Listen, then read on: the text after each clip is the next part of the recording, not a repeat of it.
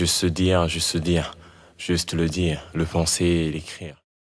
Mesdames et messieurs, je me nomme Cheikh Niang, élève du lycée Lamine Gueye. Je vais vous parler aujourd'hui de la trahison. Influencé par ma notion de panafricanisme, je ne peux parler de la trahison sans évoquer la trahison dont l'Afrique est victime. Il y a eu en Afrique la trahison externe et la trahison interne. La trahison externe se traduit par la mesquinerie de l'Europe.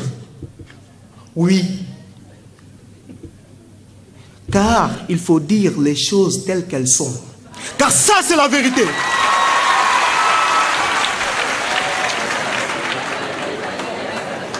L'Europe est le pire. L'Europe est le pire traître de l'Afrique. C'est la vérité.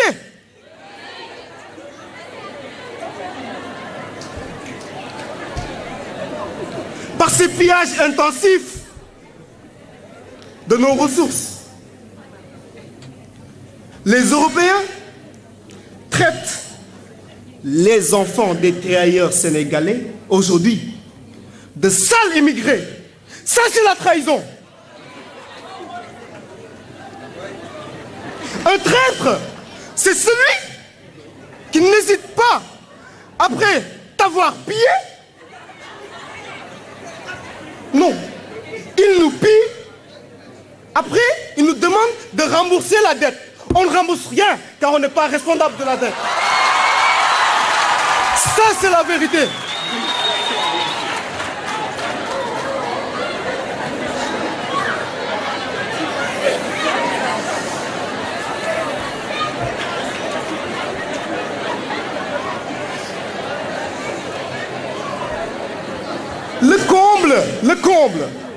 Le comble, c'est les trahisons internes. Nos leaders qui nous promettent ciel et terre, lorsqu'ils accèdent au pouvoir, nous oublient. C'est une trahison.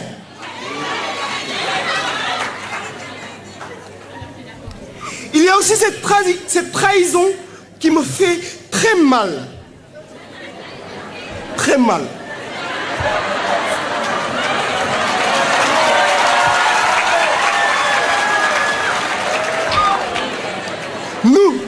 Nous, Africains, nous ne voulons pas consommer local.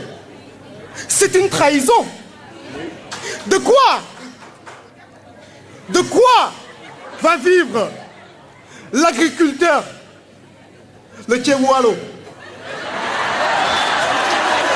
De quoi va vivre les menuisiers? De quoi va vivre les artisans? De quoi va vivre les ouvriers? D'accepter cette trahison. Mais j'espère que cette prière ne sera pas exaucée. Car je prône la souveraineté africaine. Et je veux vous dire, je veux que vous tous, vous dites, je suis africain et ma nationalité est africaine.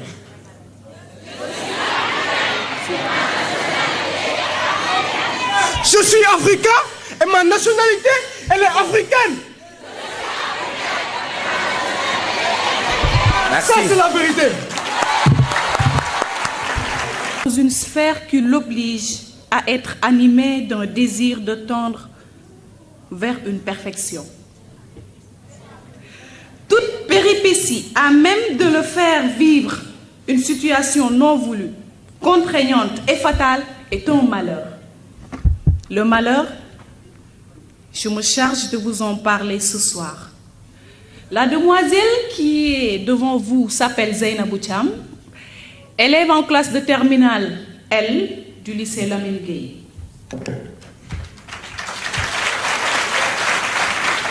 La tempête lui rend visite. Est-ce qu'il l'avait prévenu? Est-ce qu'il l'avait voulu? Il ne peut pas tomber malade. Il ne peut pas mourir. Ça, c'est un malheur. Après une tempête, reprends-toi en main et redessine ton horizon. Car le malheur, comme moyen de relativisation individuelle, c'est lorsque l'on subjective l'objectivité. Le malheur comme moyen de ressourcement purificateur, c'est l'exemple des deux guerres. Parfois, aimable assemblée, le malheur que nous vivons nous incombe, je m'explique, sans même que l'on s'en rende compte. Car celui qui se laisse faire une marionnette tristement attachée aux cordes des manipulateurs, ça c'est un malheur. Il y a un autre malheur qui incombe à la jeunesse. Que peut-on espérer de la jeunesse si elle ne cherche plus à cueillir les fruits de l'instruction? Oh, cette meilleure cueillette. Ça, c'est un malheur. Des parents qui se prélassent pour l'éducation de leurs enfants. Vous savez pourquoi?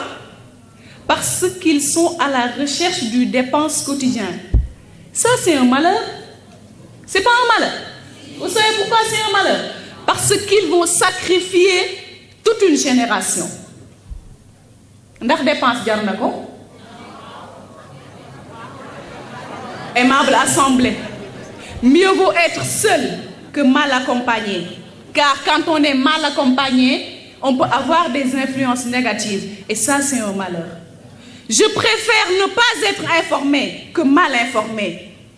Car aujourd'hui, on assiste à une horreur médiatique et non honneur médiatique. Et ça, c'est un malheur. Imaginez-vous d'une femme africaine, plus particulièrement d'une Sénégalaise, qui se dépigmente pour avoir le teint d'un blanc qui l'avait colonisé. Mais ça, c'est un malheur. Je ne saurais terminer sans parler du malheur que l'on assiste dans le domaine politique. Parce qu'aujourd'hui, ce sont les politiciens qui se trouvent dans le gouvernement et le gouvernement se termine par ment. Est-ce que accéder au gouvernement doit nous pousser à mentir? Ça, c'est un malheur. Donc, prions le bon Dieu pour que le malheur ne nous rend visite. Prions le bon Dieu pour que le malheur, les mauvais sorts, les mauvaises fortunes, les mauvaises choses ne nous rendent visite. Merci. Salam alaikum. Pour donner les résultats, déjà, j'aimerais que lorsque on exprime, on énonce cette antique parole de paix, on sente qu'on n'est pas dans un cimetière et donc par conséquent qu'il y a un écho dans la réponse. Donc je vais répéter avant de donner les résultats. Assalamu alaikum, et j'aimerais avoir la réponse. Mashallah, je ne suis pas face à des morts ce soir. Vous pouvez vous applaudir pour votre patience déjà. Alors, je rappelle que l'Université Santé nous a encore fait un cadeau spécial, l'UPS, aux 8 équipes participantes de l'Académie 2015-2016. Et le meilleur débatteur cette année, avec 560 points, est une femme. Et comme quoi, de toute façon, l'Afrique, n'oublions pas qu'à la base, l'Afrique, c'est le matriarcat. Et que sans les femmes, les sociétés ne tiennent pas. La gagnante cette année a été brillante du début à la fin. A fait preuve d'un charisme serein, mais d'une énergie créatrice réelle. Il s'agit, et je vous demande de l'applaudir très fortement, de Béatrice Baldé.